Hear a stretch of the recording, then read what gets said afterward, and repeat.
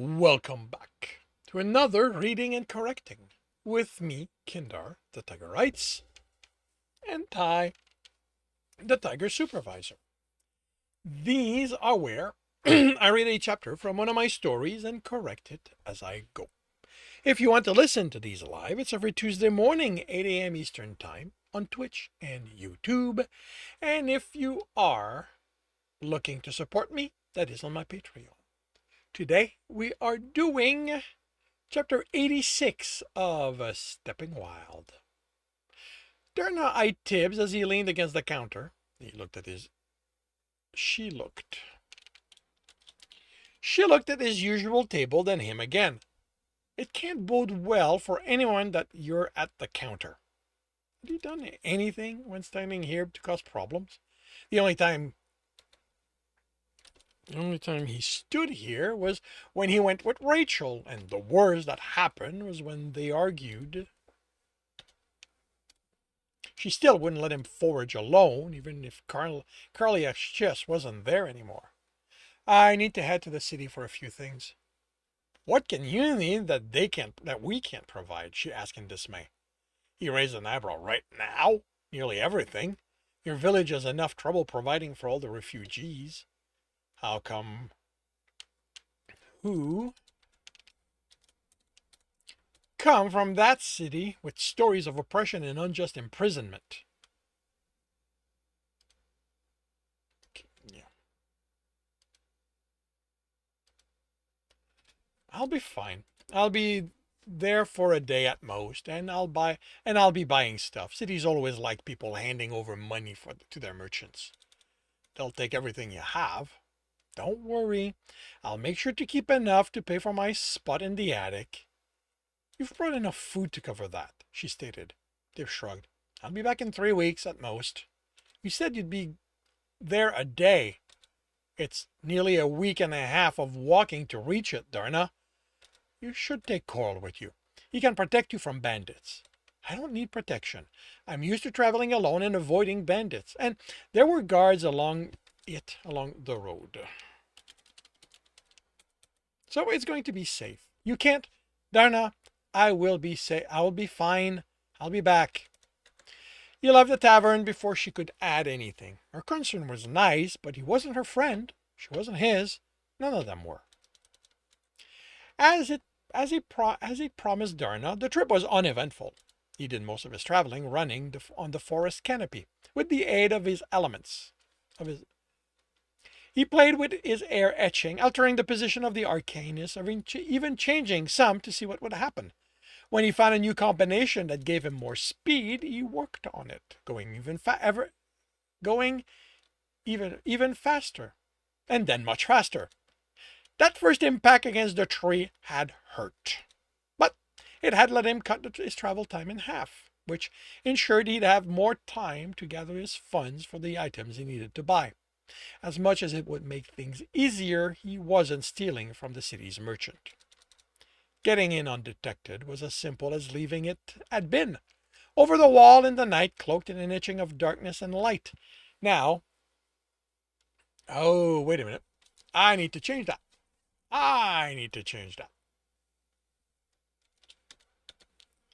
Because I made a mistake when I wrote this. For some reason, I don't know why. I wrote this as if Tibs was able to use 2 elements at the same time, which is something that comes later. I have no idea how my mind, because he never plays with more than 1 element before, so I don't know where that came from, like why my mind jumped to that. So that's no longer there. Over the wall in the night, cloaked with an etching of darkness. He saw nothing different that first night. Guards patrolled the street, and the few people they caught were dragged to cells. The next day was markedly different from his previous stay. Guards traveled in larger numbers, and instead of being viewed purely with fear, many of the city folks looked at them in anger, but they didn't act. Those who acted came out of the alleys, groups too organized to be gangs, darting out, inflicting injuries, and vanishing among them again. There were few guards risking the alleys. Many of the Many of the roof watchers' posts were destroyed.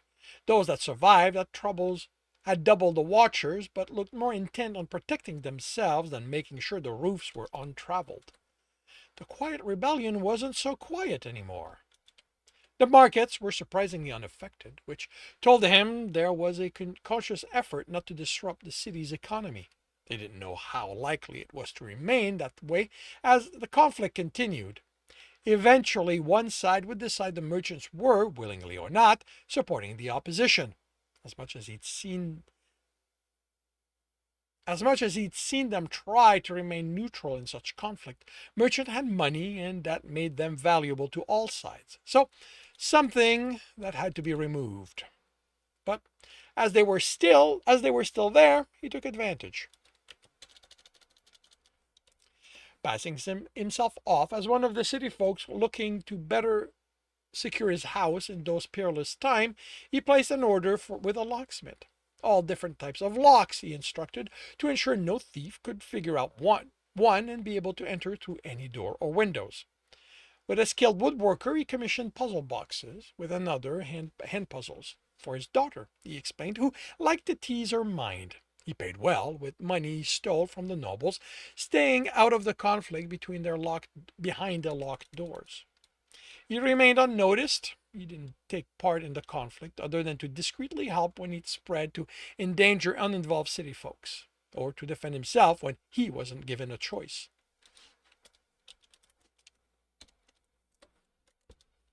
He didn't seek out anyone from the no longer quiet revolution. He didn't want to know what had become of them or be drawn into this conflict. He was no longer that person. He couldn't he couldn't stay out of the conflict.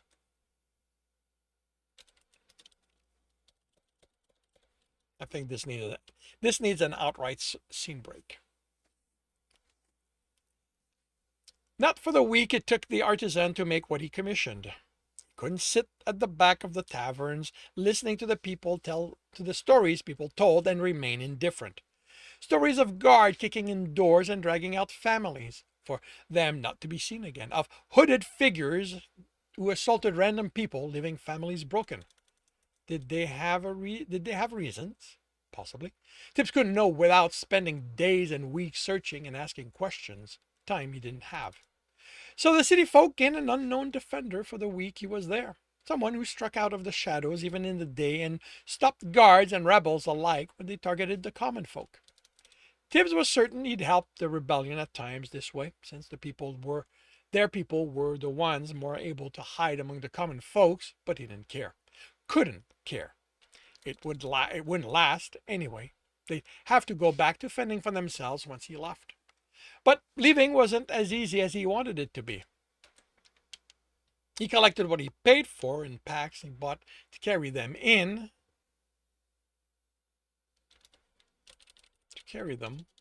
then had to stop guards as they attempted to drag an entire family away. On the way to the walls, he subdued masked people in the process of breaking into a merchant shop. The night was made brighter by a fire consuming one of the poorer neighborhoods, and Tibbs did something he would come to pay for eventually.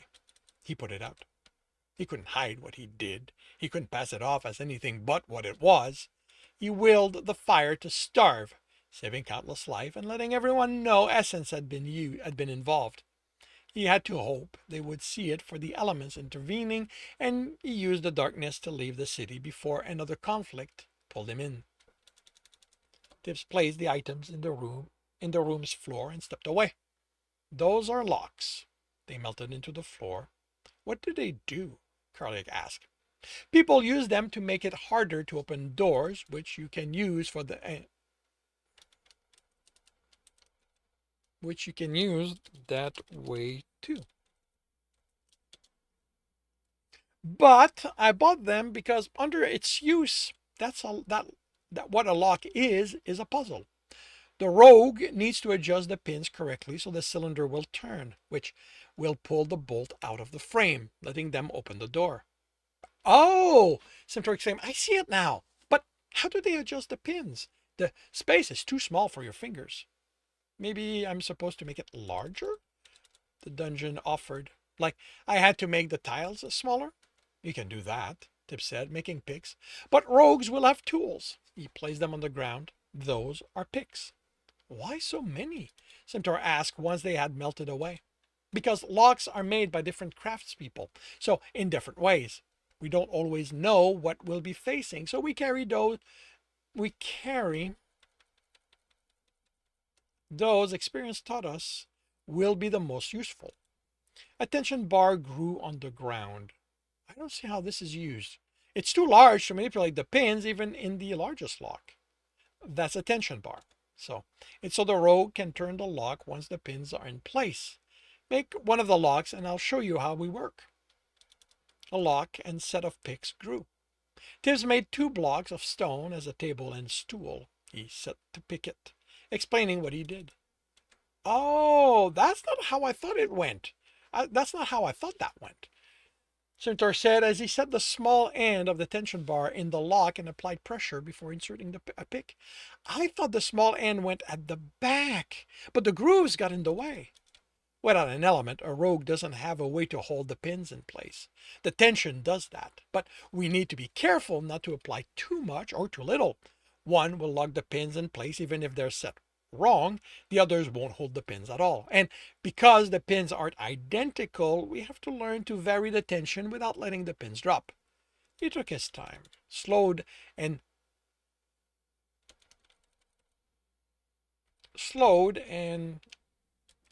sometimes restarted to explain what he'd done. And they're all like that? Carl asked when Tibs unlocked it. At their core principles. They'll be more or less complex, depending on how much money those having one made are able to pay. It can be by having more pins, by the pins being made with tricks that will make the rogue think it's set when it isn't. Those don't have that. I didn't have the time to have complex one mades. But you had that money thing, Simtor asked, making Tibs smile. Money isn't something a good rogue is ever out of. Which brings me to this. He set a copper, silver, electrum, and gold coin down, stepping away. Oh, do you have more of that one? There are a lot of essence in it. You need to show it to me, Carliac. Right. A gold coin grew. Tibbs picked it up. Will I get it back? Carliac asked, voice filled with hope. Yes, I just want to sense it. It had a lot of essence. It was dense.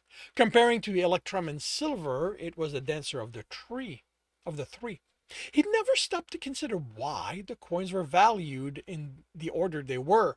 He'd thought it was a people thing. Gold was used in decoration and as a demonstration of a noble status. How much gold someone had on them was a quick way to know if it was worth robbing them. Carliac's reaction indicated there was more to it, and it could explain why dungeons started off offering copper. He'd figured Stowe had done it because the people the guild had thrown in before they started sending runners had some on them, and that he'd heard the guards talk about money. Furman hadn't said anything, but he had had enough essence for the entire first floor and to start work on the second one. It might not have been noticeable to them. He put the coins down. Make the one that's the easiest for you. The copper coin grew.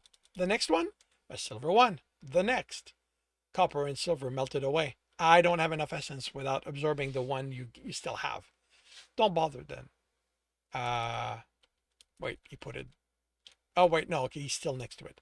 Don't bother then. He stepped away from the gold coin. It answered my question. Which was? Simtor asked.